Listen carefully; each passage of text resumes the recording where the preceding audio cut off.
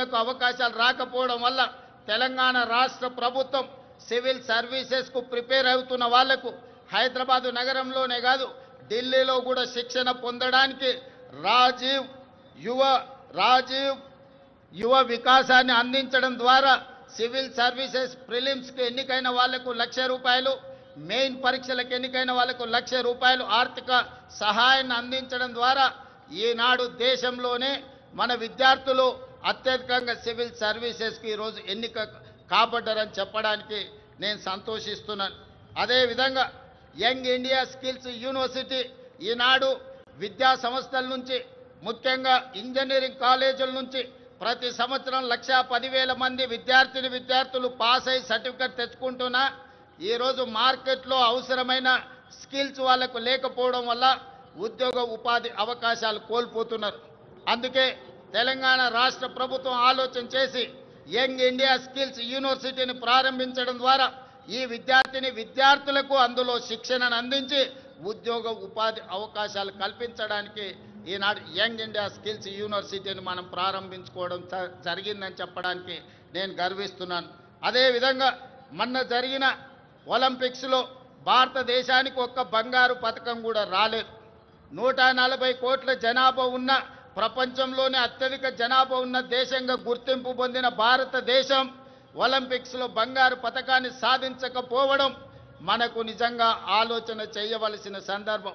అందుకే ఈనాడు యువకుల్లో క్రీడాకారులను వెలికి తీయాలి, మట్టిలో మాణిక్యాలను ఈ దేశానికి పరిచయం చేయాలన్న ఆలోచనతోని యంగ్ ఇండియా స్పోర్ట్స్ యూనివర్సిటీని అదేవిధంగా స్పోర్ట్స్ అకాడమీని ప్రారంభించుకొని రాబోయే 2028 సంవత్సరంలో జరగబోయే ఒలింపిక్స్లో బంగారు పథకాన్ని దేశానికి తెలంగాణ రాష్ట్రం తరఫునే సాధించాలన్న లక్ష్యంతో ఈనాడు యంగ్ ఇండియా స్పోర్ట్స్ యూనివర్సిటీని అదేవిధంగా అకాడమీని మనం ప్రారంభించుకున్నామని తెలియజేయడానికి నేను సంతోషిస్తున్నాను. అదేవిధంగా యంగ్ ఇండియా ఈరోజు ఇంటిగ్రేటెడ్ రెసిడెన్షియల్ స్కూల్స్ గతంలో ప్రభుత్వాలు SC ST BC minority EWS కోటాలో ఉండే విద్యార్థులకు వివిధ ప్రాంతాలలో రెసిడెన్షియల్ స్కూళ్ళు నడిపేవాళ్ళు. దాంతో వాళ్ళలో ఒక ఆత్మ న్యూనతా భావము ఏర్పడడానికి అవకాశం ఉంది. అందుకే ఈనాడు తెలంగాణ రాష్ట్ర ప్రభుత్వం ఆలోచన చేసి SC ST BC minority EWS విద్యార్థులు అందరినీ కూడా ఒకే దగ్గర కలిసిమెలిసి ఒక కుటుంబంలా చదువుకునే విధంగా ఈనాడు యంగ్ ఇండియా ఇంటిగ్రేటెడ్ రెసిడెన్షియల్ స్కూల్స్ని మనం ప్రారంభించుకున్నాం. ప్రతి నియోజకవర్గానికి ఒక యంగ్ ఇండియా ఇంటిగ్రేటెడ్ రెసిడెన్షియల్ స్కూల్ని 25 ఎకరాలలో దాదాపుగా 200 కోట్ల రూపాయలతో నిర్మించాలని 20,000 కోట్ల రూపాయలను ఈనాడు విద్య మీద వాటికి అవసరమైన మౌలిక వసతులను ఏర్పాటు చేయడానికి ఖర్చు పెట్టాలని ఈ ప్రభుత్వం ముందుకొచ్చి ఈరోజు ఈ కార్యక్రమాలను చేపట్టింది. ఈనాడు విద్య మీద పెట్టే పెట్టుబడిని మేము ఖర్చుగా భావించడం లేదు. భవిష్యత్ తరాల పెట్టుబడి ఈ దేశ నిర్మాణం తరగతి గదుల్లోనే ఉన్నది. అందుకే విద్య మీద ఖర్చుగా భావించడం లేదు. మేము ఇది ఒక భవిష్యత్ పెట్టుబడిగా భావిస్తున్నాం. అందుకే ఈనాడు దేశం గర్వించే విధంగా యంగ్ ఇండియా ఇంటిగ్రేటెడ్ రెసిడెన్షియల్ స్కూళ్ళని ఈరోజు మనం ప్రారంభించుకున్నాం. దేశానికే ఆదర్శం. దీనికి ప్రధాన కారణం ఆనాడు పివి నరసింహారావు గారు సర్వేల్ రెసిడెన్షియల్ స్కూల్ మన నల్గొండ జిల్లాలో ప్రారంభిస్తే ఈనాడు దేశానికి ఎంతోమంది ఐఏఎస్ ఐపీఎస్లను అందించారు. మన తెలంగాణ రాష్ట్ర చీఫ్ సెక్రటరీ గారు ఆనాటి పివి నరసింహారావు గారు ప్రారంభించిన సర్వేల్ రెసిడెన్షియల్ స్కూల్ నుంచే అక్కడి విద్యార్థి. Eenadu Telangana public service commission chairperson కూడా ఆ సర్వేల్ స్కూల్ నుంచి వచ్చిన ఒక ఐఏఎస్ ఆఫీసర్. అందుకే ఈనాడు మన దేశ భవిష్యత్తు తరగతి గదుల్లో ఉందని ఏదైతే భావిస్తున్నామో అందుకే ఈరోజు అద్భుతమైన మౌలిక వసతులతోని ఇంటిగ్రేటెడ్ రెసిడెన్షియల్ స్కూల్స్ని ఈరోజు ప్రారంభించుకోవడం ద్వారా ఈ దేశానికి అవసరమైన డాక్టర్లను, లాయర్లను, ఇంజనీర్లను, ఐఏఎస్లను, ఐపీఎస్లను, ఇతర ఉన్నతాధికారులను ఈరోజు మనం ఈ దేశానికి అందించడానికి ఒక బృహత్తర కార్యక్రమాన్ని తీసుకున్నాం. ఇది ఖచ్చితంగా భవిష్యత్తులో మంచి సత్ఫలితాలను ఇస్తుంది అని చెప్పి ఈరోజు నేను భావిస్తున్నాను. అదేవిధంగా ప్రజాప్రభుత్వం అధికారంలోకి రాగానే విద్యా వైద్య రంగాలను ప్రక్షాళనకు విప్లవాత్మక చర్యలు తీసుకున్నాం. అదేవిధంగా మిత్రులారా, ఈరోజు రెసిడెన్షియల్ స్కూళ్లలో చదువుకుంటున్న విద్యార్థులకు దాదాపుగా 10 సంవత్సరాల నుంచి డైట్ ఛార్జెస్ పెంచలేదు, 16 సంవత్సరాలు కాస్మెటిక్ ఛార్జెస్ పెంచలేదు. అందుకే ప్రభుత్వం రెసిడెన్షియల్ స్కూల్లో చదువుకుంటున్న పిల్లలకు 40% డైట్ ఛార్జెస్ పెంచడమే కాదు, 200% కాస్మెటిక్ ఛార్జెస్ పెంచడం ద్వారా గ్రామీణ ప్రాంతాల నుంచి వచ్చిన తండాలలో, గూడాలలో, మారుమూల పల్లెల్లో పేద కుటుంబాల నుంచి విద్యార్థులు రెసిడెన్షియల్ స్కూల్లో చదువుకుంటున్న వాళ్లకు తల్లిదండ్రుల మీద ఆధారపడకుండా ఈనాడు 200% కాస్మెటిక్ ఛార్జెస్ పెంచడం ద్వారా ప్రతి నెల వాళ్ళకు విధిగా అందించే విధంగా ఈనాడు ప్రభుత్వం చర్యలు చేపట్టి ఆ విద్యార్థులు ఆత్మగౌరవంతో చదువుకునే విధంగా ఈరోజు ప్రభుత్వం చర్యలు చేపట్టిందని చెప్పడానికి నేను ఆనందిస్తున్నాను మిత్రులారా. అదేవిధంగా రాష్ట్రంలోని ఆసుపత్రుల్లో మౌలిక సదుపాయాల అభివృద్ధి చర్యలు తీసుకుంటున్నాం. 100 ఏళ్లకు చరిత్ర కలిగిన ఉస్మానియా ఆసుపత్రికి పూర్వ వైభవం వచ్చే ప్రయత్నం చేస్తున్నాం. అందుకే 30 ఎకరాలలో గోష మహల్లో 2700 కోట్ల రూపాయలతోని నూతన ఉస్మానియా ఆసుపత్రి భవనాన్ని నిర్మించడమే కాకుండా ఈనాడు సనత్ నగర్లో, అల్వార్లో, ఎల్బీ నగర్లో, అదేవిధంగా వరంగల్లో ఉన్న పనులు ప్రారంభమై ఆగిపోయిన పెద్ద ప్రభుత్వ ఆసుపత్రులను పూర్తి చేయడానికి ఈరోజు ప్రభుత్వం చర్యలకు ఉపక్రమించింది.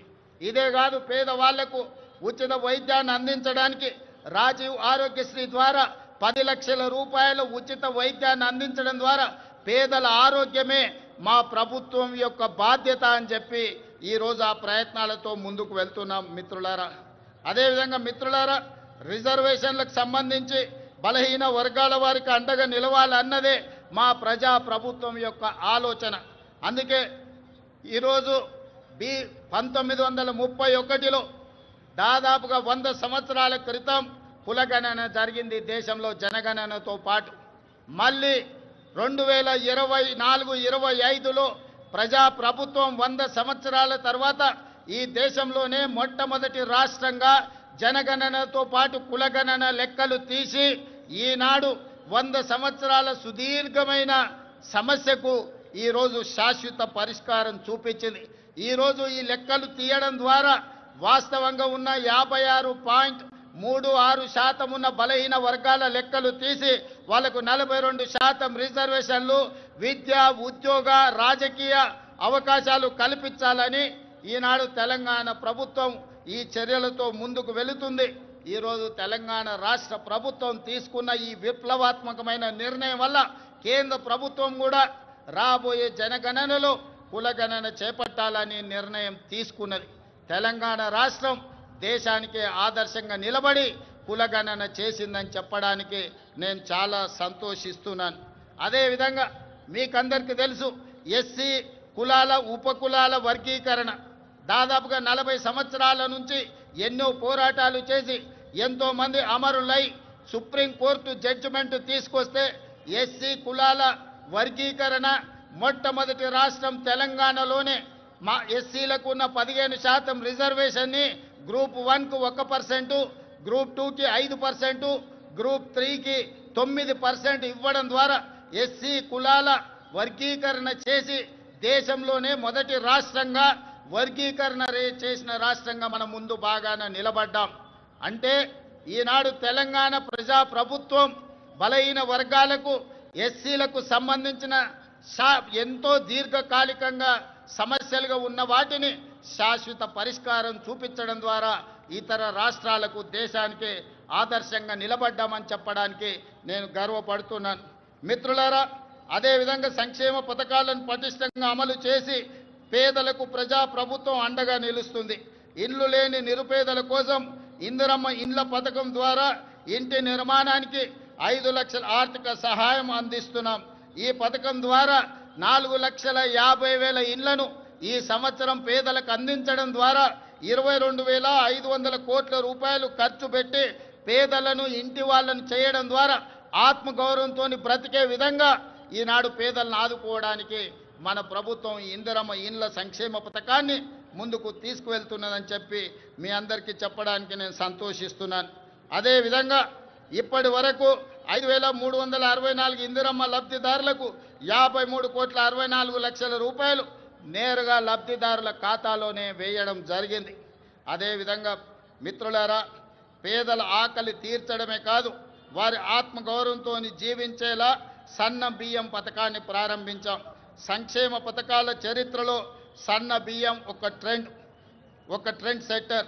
తెలంగాణలో 3 కోట్ల మంది సన్న బియ్యం పథకం ద్వారా లబ్ధి పొందుతున్నారు.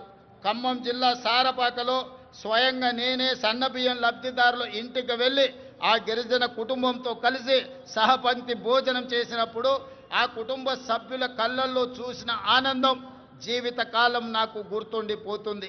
ఎందుకంటే ఒకనాడు రేషన్ షాపుల్లో ఇచ్చే దొడ్డు బియ్యం మిల్లర్ల మాఫియా లేకపోతే దళారుల మాఫియా చేతుల్లో ఆనాడు వాళ్ళ చేతుల్లో ఉండే. ఈనాడు సన్న బియ్యం ఇవ్వడం ద్వారా 3,10,00,000 మంది తెలంగాణ ప్రజలకు